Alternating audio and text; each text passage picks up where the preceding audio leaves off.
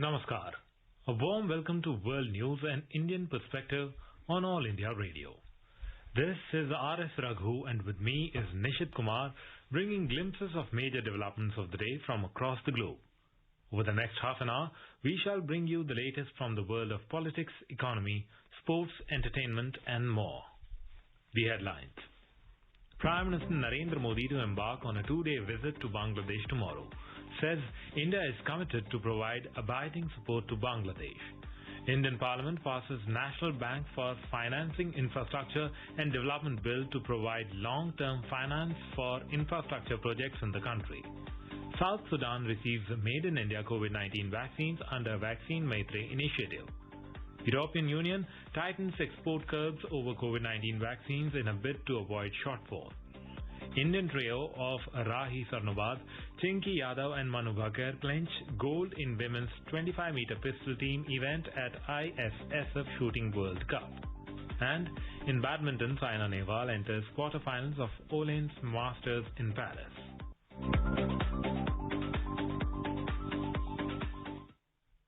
As the number of COVID cases are on the rise again, we appeal to our listeners not to lower the guard. Follow all the precautions and all those above 45 years to get vaccinated without any hesitation. Stay safe and protected by following these three simple steps. Wear a face mask, maintain 2 gaz ki doori for social distancing and focus on hand and face hygiene. And now the news in detail. Prime Minister Narendra Modi on Thursday said India is committed to provide abiding support to Bangladesh for its economic and developmental strides. Mr. Modi said that his visit to Bangladesh will be an occasion to convey appreciation for the country's remarkable development under Prime Minister Sheikh Hasina's visionary leadership. In his departure statement, Mr. Modi said he will also express India's support and solidarity for Bangladesh's fight against COVID-19. He expressed happiness that his first foreign visit after the onset of the COVID-19 pandemic will be to the friendly neighboring country with which India shares deep cultural, linguistic and people-to-people ties. The Prime Minister said he looks forward to his participation at the National Day celebrations on Friday, which will also commemorate the birth centenary of the father of the nation of Bangladesh, Bangabandhu Sheikh Mujibur Rahman. He said Bangabandhu was one of the tallest leaders of the last century, whose life and ideals continue to inspire millions. Mr. Modi said he is looking forward to visit Bangabandhu's Samadhi in Tungipara to pay respects to his memory. The Prime Minister said he will be having substantial discussions with Prime Minister Sheikh Hasina following the very productive virtual meeting in December last year. Mr. Modi will also meet with President of Bangladesh Abdul Hamid. He will also offer prayers to Goddess Kali at the ancient Jashoreshwari Kali temple, one of the 51 Shakti Peeths in the Puranic tradition. Prime Minister will also meet the representatives of the Matua community at Orakandi, from where Shri Harichandra Thakurji disseminated his pious message. The Prime Minister will be on a two-day visit to Bangladesh beginning from Friday at the invitation of Prime Minister Sheikh Hasina. Now we have a report from AIR correspondent Yogesh Pandya, who will be accompanying the Prime Minister during his visit to Bangladesh. Despite the COVID-19 pandemic that hit the entire globe, India and Bangladesh successfully consolidated their bilateral ties in the recent time. During the virtual summit last December, Prime Minister Modi described Bangladesh as a key pillar of India's neighborhood first policy. His Bangladeshi counterpart, Sheikh Hasina, also called India a true friend. Both the leaders had inaugurated a key rail link between Haldibari and Chilahati, which was defunct since 1965, taking the number of operational rail links between the two countries to 5. Bangladesh is the major recipient of COVID vaccines from India. India supplied around 9 million doses of COVID vaccines to Bangladesh till now. Inauguration of Maitri Setu on a Feni river connecting India and Bangladesh by Prime Minister Modi recently will improve connectivity and enhance economic opportunities in both the countries. Both the neighbors are also sharing strong bonds of history, culture, language, and other similarities. This partnership is based on sovereignty, equality, trust and understanding, which transformed into a strategic partnership. Bangladesh is celebrating 50 years of its independence. Prime Minister Modi's visit will also mark the celebrations of 50 years of India-Bangladesh diplomatic relations. This is Yogesh Pandya for World News, All India Radio, New Delhi. To get more details on Prime Minister's forthcoming visit to Bangladesh, Prasar Bharati's special correspondent Rajesh Jha is joining us from Dhaka. The year 2021 is a watershed moment in the history of India-Bangladesh relationship. In 2021, Bangladesh is completing 50 years of liberation war, resulting in its independence from Pakistan. It's the golden jubilee of establishing diplomatic relations with India and also the centenary year of Bangabandhu Sheikh Mujibur Rahman's birth.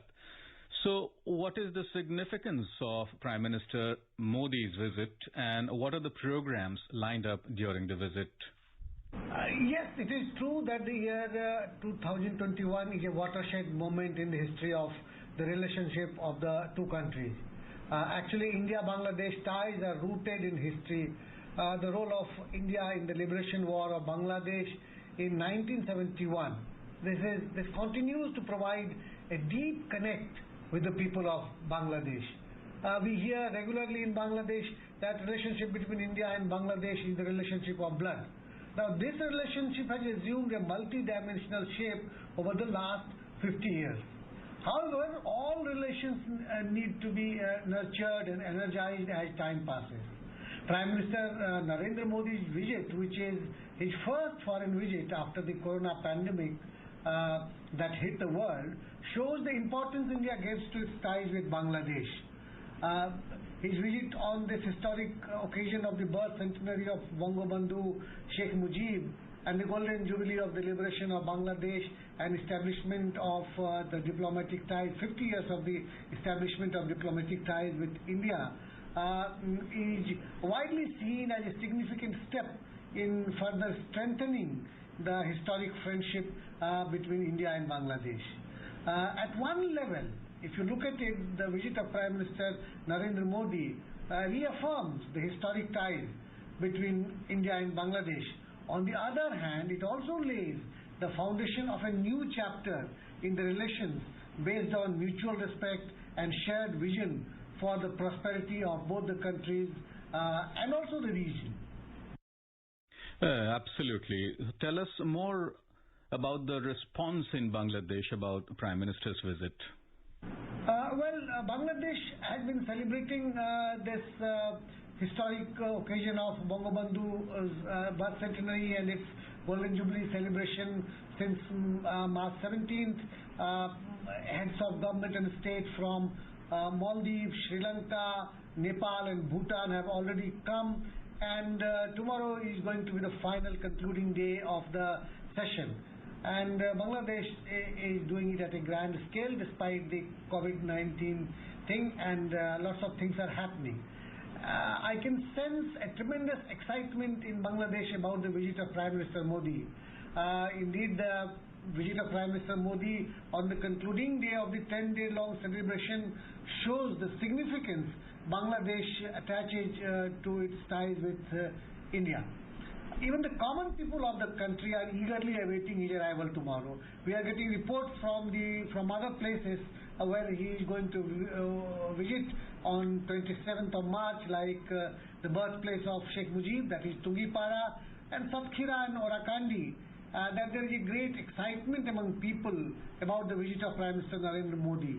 It truly looks like a befitting conclusion of the celebration of the historic events of the birth centenary of Bangabandhu and Golden Jubilee of Bangladesh liberation that Prime Minister Narendra Modi is visiting Bangladesh. Well, thank you so very much. Well, that was Rajesh Jha, Prasar Bharati special correspondent, Dhaka, who was giving details on Prime Minister's visit to Bangladesh.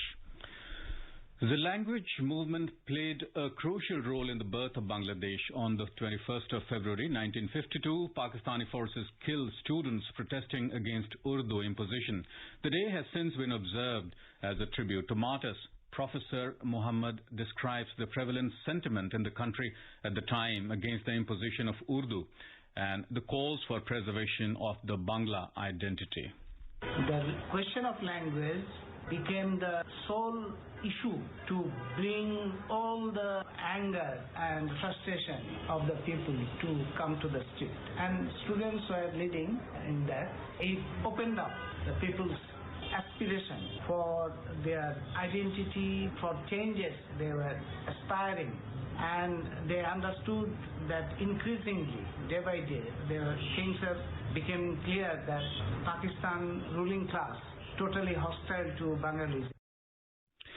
In an exclusive interview with AIR News, historian and public intellectual of Bangladesh, Professor Muntasir Mamoon, has said genocide and torture carried out by Pak Army during Liberation War of Bangladesh in 1971 can hardly be compared with any other genocide in the world.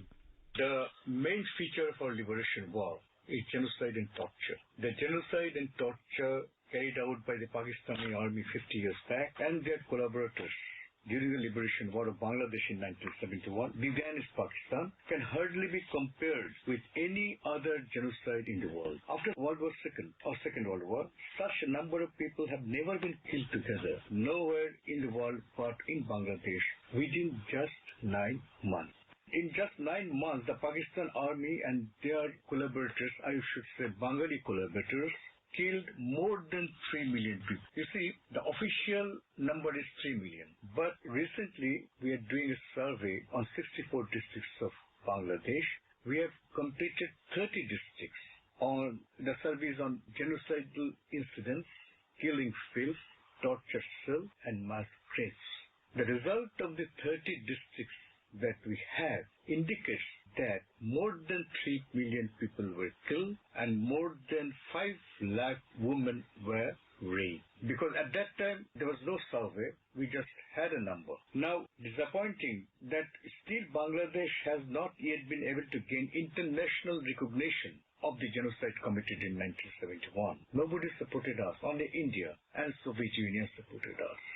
So, the genocide, you see, victory was ours, no doubt about it. But they separate the things, separate genocide and rape. Because and we also, in our country, we emphasized on victory because it was for the first time in Bengal's history that Bengalis own freedom.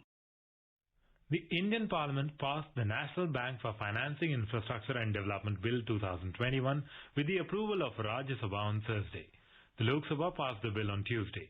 The legislation seeks to establish the National Bank for Financing Infrastructure and Development NBFID to support the infrastructure financing in the country.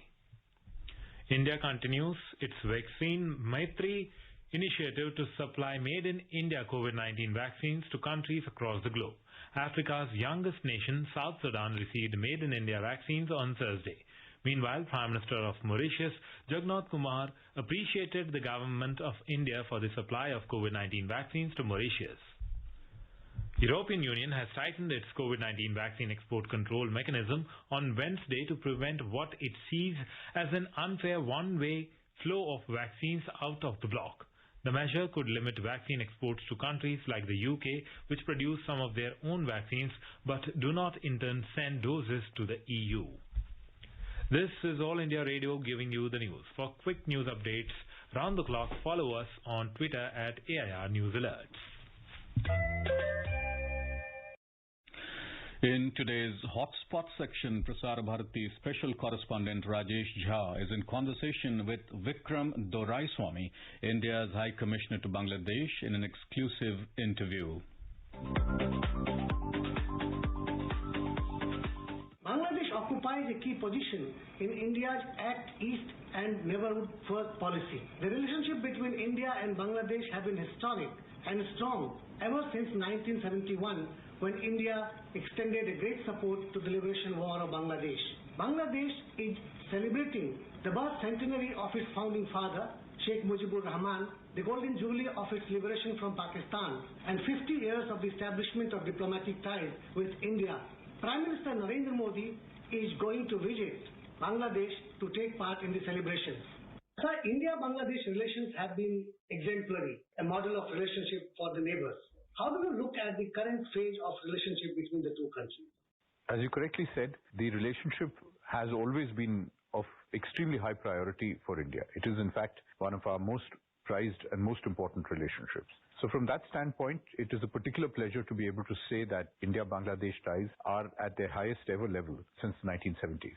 We can see this in the way in which there is complete political consensus in India of the importance of Bangladesh, the importance of a strong relationship with Bangladesh, and the importance of developing this relationship further. Our government, since 2014, has put in a lot of effort in this relationship. And indeed, Prime Minister Sheikh Hasina, for her part, and her government, has, since she came to power for the second and the current ongoing period, has consistently prioritized the steady improvement of bilateral relations.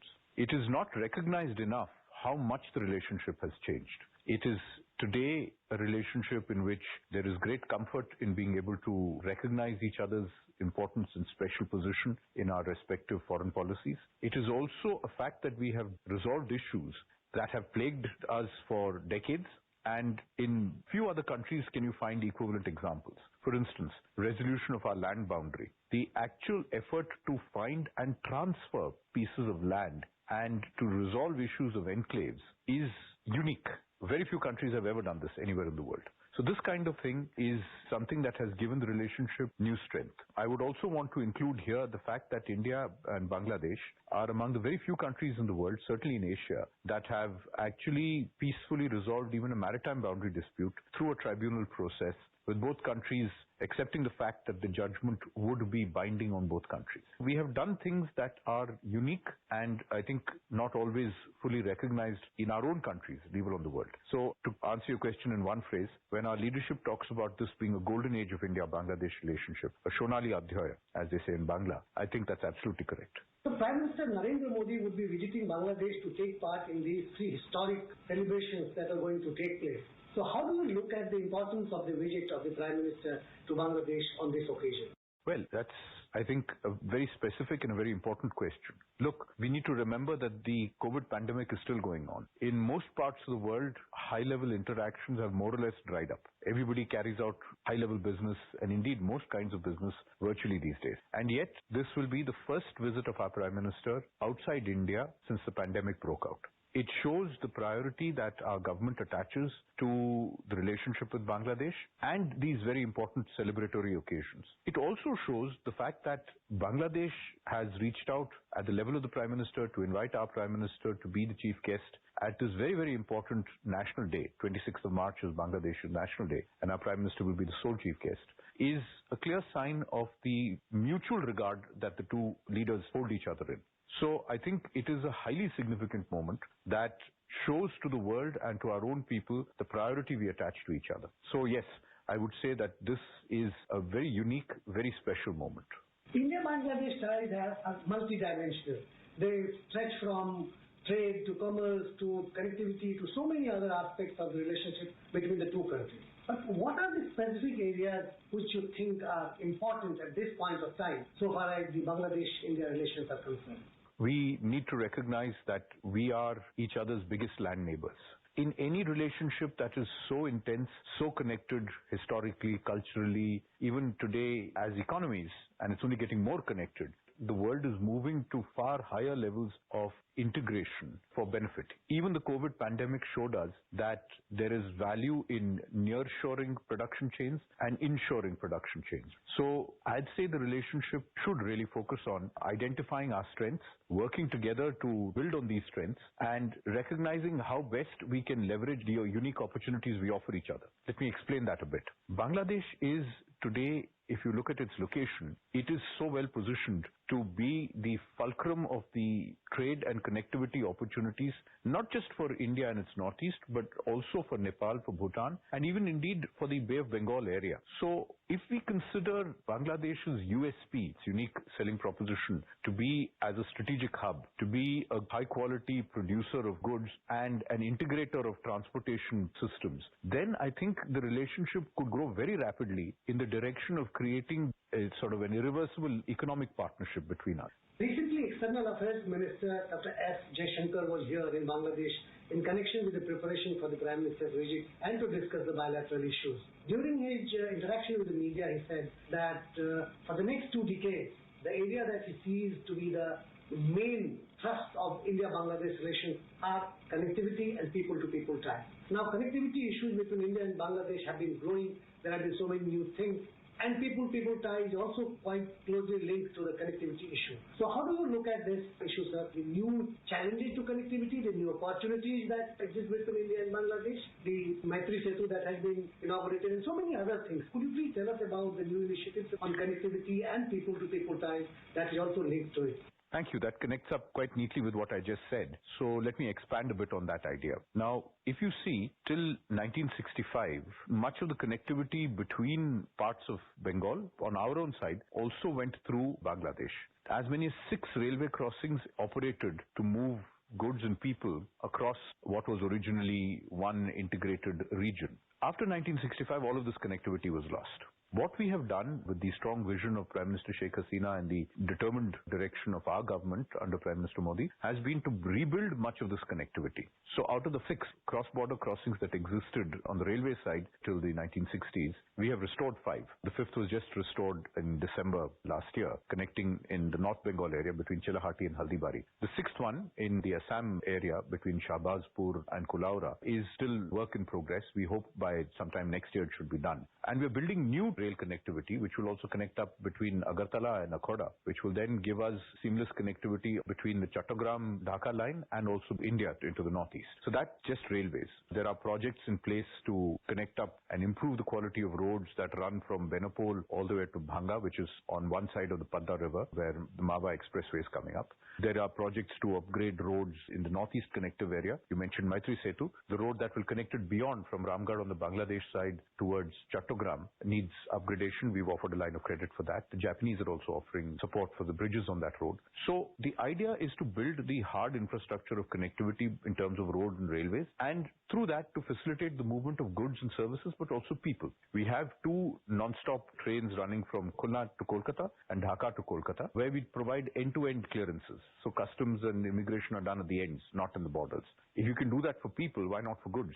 In particular, this is needed because we have motor vehicles agreements between India and Nepal and India and Bhutan, but not between India and Bangladesh. So this 4-nation MVA will increase that possible connectivity. Bangladesh has also indicated its interest in joining the India-Myanmar-Thailand trilateral highway, which would also involve the opportunity for connectivity through our northeast. We also are working on inland waterways.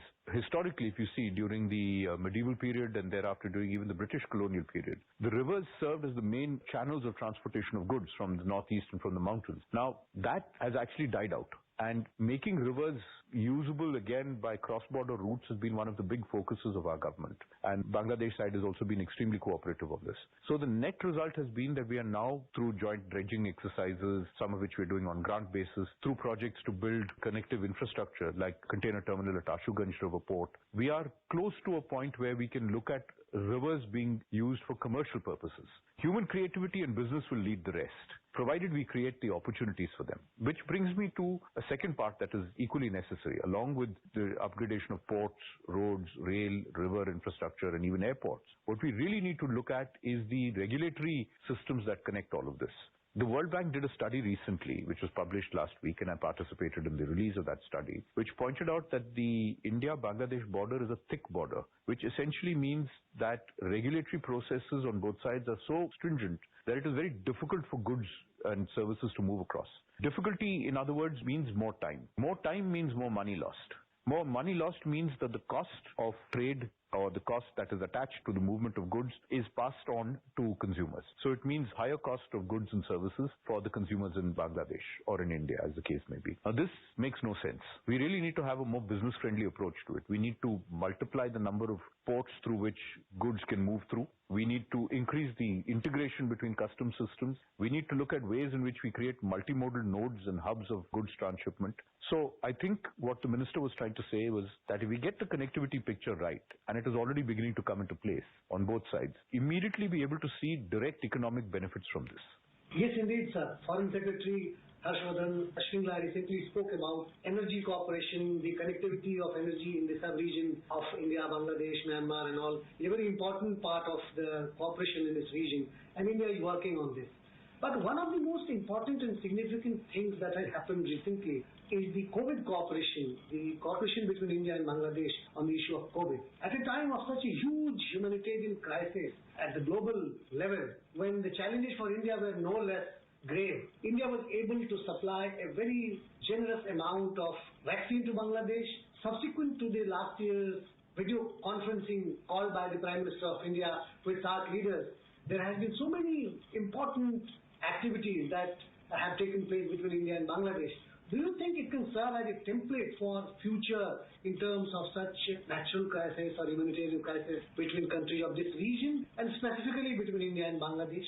Yes, I think you're right. If you look at it, I think at the outbreak of the COVID crisis last March, just about a year ago, it became fairly clear that this was not going to be one of those challenges that each country could just close down the doors and survive on its own. We were going to also need to find ways of cooperating with each other, specifically in a subcontinent like ours, which is so closely connected. Our borders are, as I said, so extensive. People-to-people ties are so strong. So it made sense for us to work together to combat a pandemic like the world had never seen before through unprecedented new levels of cooperation. The Prime Minister's initiative to put together a SAARC leaders conference, which took place in March last year, and in that to come up with the idea of SAARC fund for COVID, which each nation would operate on its own but set aside money for those resources. Through the year also we managed, even with our own challenges, to ensure that some amount of support could be provided to our neighbors in terms of testing kits, masks, PPE kits, even medicine, the supply of HCQ, when it was seen as one of the ways in which COVID could be at least managed.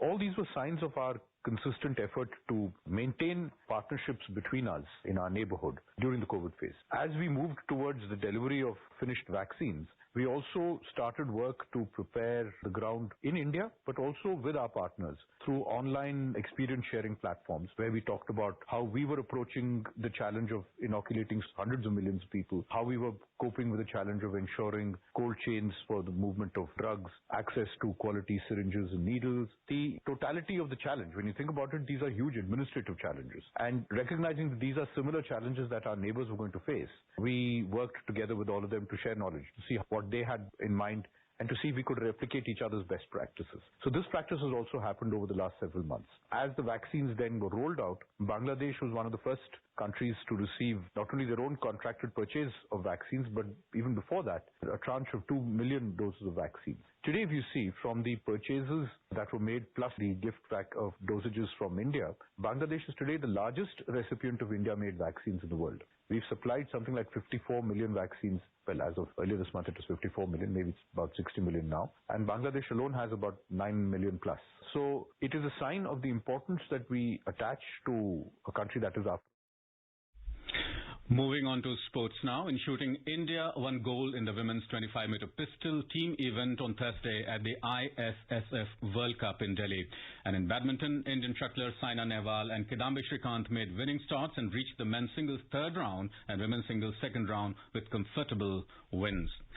India, Bangladesh have much in common, a shared history and common heritage, linguistic and cultural ties, passion for music, literature and arts. Qazi Nasrul Islam and Rabindra Sangeet are equally popular in the two countries. And who can forget Roona Laila, famous for her melodious rendition of all-time hit Damadam Mast Kalandar.